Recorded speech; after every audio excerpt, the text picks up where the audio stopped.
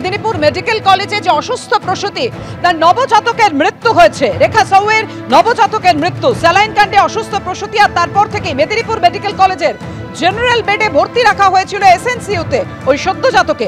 আজ সকালে নবজাতক পুত্র সন্তানের মৃত্যু হয়। বিষাক্ত স্যালাইনের জেরে সন্তানের মৃত্যু হয়েছে। এই ঘটনায় সিবিআই তদন্ত চাই, দাবি মৃত সদ্যজাতর বাবার। আমার স্ত্রী তো ভর্তি ছিল সেই বুধবার থেকে, কিন্তু সেই স্যালাইন কাণ্ডের জন্য আমার স্ত্রীও ছিল। ওরা আমার স্ত্রীকেও স্যালাইন দিয়েছিল, যেটা জানতে পারছি ওকে আগে স্যালাইন দিয়েছিল। ওরা স্যালাইনটা আগে দেওয়ার কারণেই মনে হয় অসুস্থ হয়ে পড়েছিল। কিন্তু আমার যতদূর সম্ভব আমার এই স্যালাইনটা আগে দিয়েছিল বলে হয়তো কোনো সাইড ইফেক্ট আমার বাচ্চার উপরে পড়ে গেছে, সেই জন্য মনে হয় বাচ্চাটা এরকম অসুস্থ হয়ে পড়েছে। আমরা তো চাইছি ভালো করে তদন্ত হোক, সিবিআই তদন্ত হোক। আজকে হাইকোর্ট নির্দেশ দেয় এই যে পশ্চিমবঙ্গ ফার্মাসিউটিক্যালসের স্যালাইন রিঙ্গাল ল্যাকটেট সেটা বন্ধের নির্দেশ দিয়েছে হাইকোর্ট। সব হাসপাতালে যারা এই ওষুধ ব্যবহার করে ক্ষতিগ্রস্ত তাদের পরিবারকে ক্ষতিপূরণ দিতে হবে রাজ্যকে। স্যালাইন মামলায় এমনই নির্দেশ প্রধান বিচারপতি টি.এস. শিবজ্ঞানম ও বিচারপতি হিরণময় ভট্টাচার্যের। আগেই পশ্চিমবঙ্গ ফার্মাসিউটিক্যালসের রিঙ্গাল ল্যাকটেটের ব্যবহার বন্ধ করা হয়েছে। আদালতে জানালো রাজ্য। ফার্মা কোম্পানির বিরুদ্ধে কি পদক্ষেপ নিয়েছে রাজ্য? প্রশ্ন আদালতের। মামলাকারী মিথ্যে তথ্য দিয়েছেন। সরকারি ল্যাবে পরীক্ষা হয়েছে।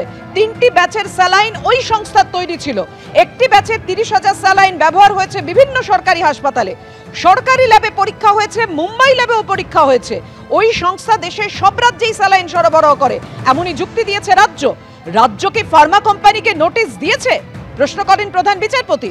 ওই সংস্থাকে নোটিশ কেন দেওয়া হয়নি জানান অ্যাডভোকেট জেনারেল। তিনি জানান যে ওই সংস্থাকে নোটিশ এখনো পর্যন্ত দেওয়া হয়নি।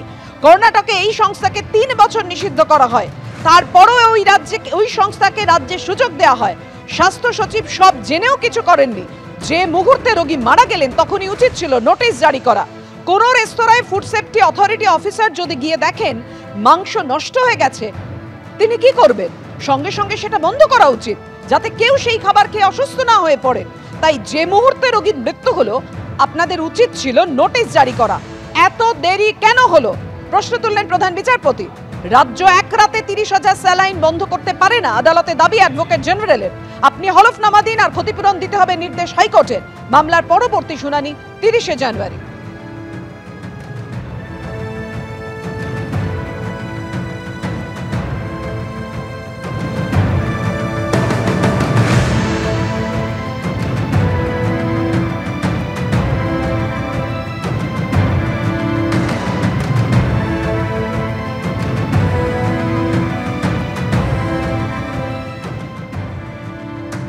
স্যালাইন কাণ্ডে ক্ষতিগ্রস্তদের ক্ষতিপূরণ দিতে হবে এবং রাজ্যকে সেটা জানাতে হবে। ঠিক কি বলেছেন মামলাকারীর আইনজীবী কৌস্তব বাগচি? রাখবো আপনাদের সাথে।